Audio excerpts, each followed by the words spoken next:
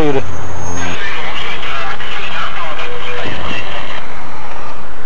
Удаан гэрэл ассан байгаа та баруун гуч ирээд шүү. Тэгээд тэгээд яасан. Тэгээд харин 5 гэрэл дагуулж харж байгаа зөө. Мөнгө алга байна. Хэрэв одоо газар дээр хангаж явахгүй би үнтэй чи ураагаад дараа албасуудаа шилжүүлж чинь. Тэгээд та тэнд ирж байгаа. Би өөрөө замд ажиллах гинэхгүй. Би өөрөө замд ажиллах.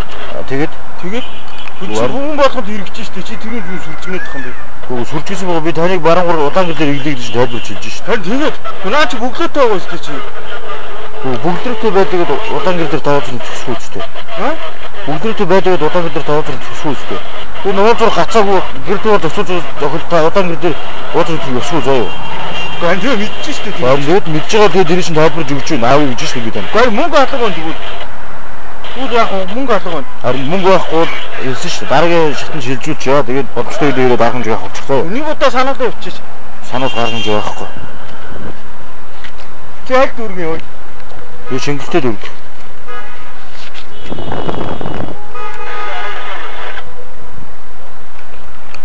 Эрдэнэ зурлуу те? Тийм. Яа би үнэн 44 ураа заа.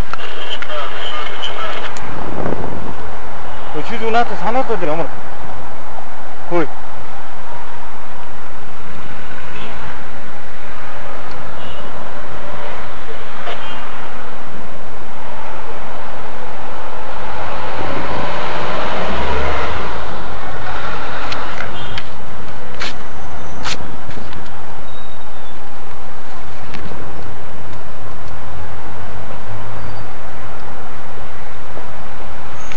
Энэ үедээ болдог шүү дээ. Чиглэлд үгийн зам цанц дээр. Яаж нэг би үнтэй ч ураач байсаа.